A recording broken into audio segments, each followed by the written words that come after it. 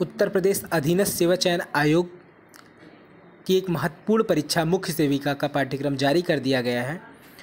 तो आज हम लोग इस परीक्षा की परीक्षा योजना तथा पाठ्यक्रम के बारे में परिचर्चा करेंगे। तो बात करें परीक्षा योजना की, तो सबसे पहले हम आपको ये बताना चाहेंगे कि इसमें प्रश्नों की संख्या 100 होगी और निर्धारित कुल अंक 100 होंगे, अर्थात प्रत्येक प्रश्न जो होगा वो 1 अंक का होगा। कुल समयावधि आपको जो दी जाएगी वो 2 घंटे की होगी। तो इसके साथ ही आप सबको पता होगा कि अधीनस्थ सेवा चयन बोर्ड की समस्त परीक्षाओं में जो नकारात्मक या जो ऋणात्मक नंबर दिए जाते हैं, जो निगेटिव मार्किंग दी जाती है, वो 25% अंक की होती हैं। जो 1 नंबर का जो प्रश्न रहता है उसका 25% अर्थात 0.25, अगर 1 नंबर का प्रश्न है तो 0.25 मार्क्स जो होंगे वो आपके माइनस मार्किंग पे एक गलत उत्तर देने पे कट जाएंगे। तो यह एक परीक्षा योजना आपको सबसे पहले बताई गई है।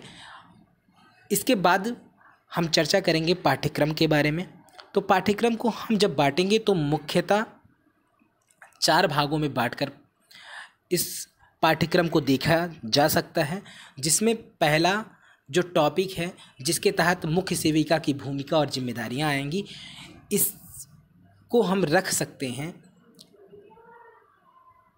सेवा संबंधी जानकारी।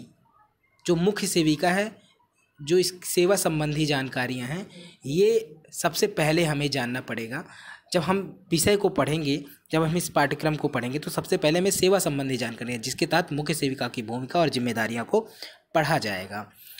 दूसरा टॉपिक या दूसरे टॉपिक के तहत हमें कम से कम 3, 4, 5, 6, 7 नंबर तक के जो टॉपिक दिए गए हैं इन सबको पढ़ना होगा, जिसको हम समाजशास्त्र के तहत पढ़ेंगे।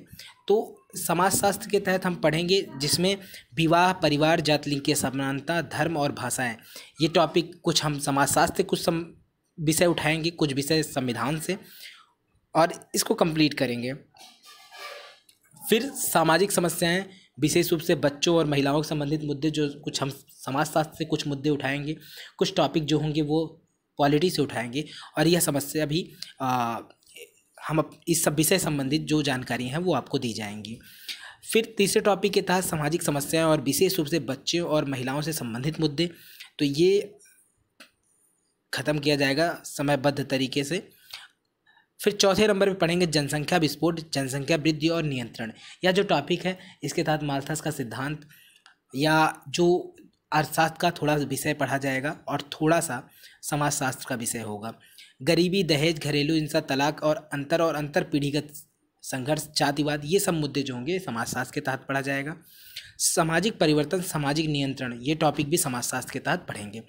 ऊर्जा, बेसल, उपापचय, जो यह टॉपिक है यह पर्यावरण और पारिस्थितिकी के तहत पढ़ा जाएगा। और उसके बाद बचे हुए जो टॉपिक है 8 से लेकर लगभग 8 से लेके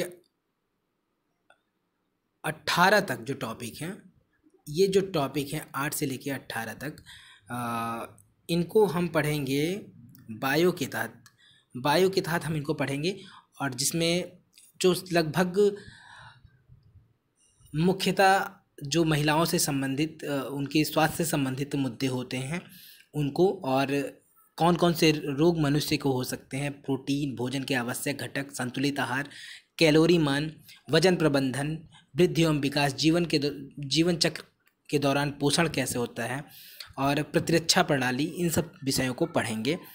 और अंतिम में जो विश्व स्तर पे, केंद्रीय स्तर पर, राष्ट्रीय स्तर पर, राज्य स्तर पर और स्थानीय स्तर पर जो स्वास्थ्य एजेंसियां हैं उनके बारे में जानकारी, तथा सबसे अंतिम में सार्वभौमिक टीकाकरण कार्यक्रम, इन सब विषयों को या इन सब विषयों से संबंधित जानकारियाँ प्राप्त करेंगे।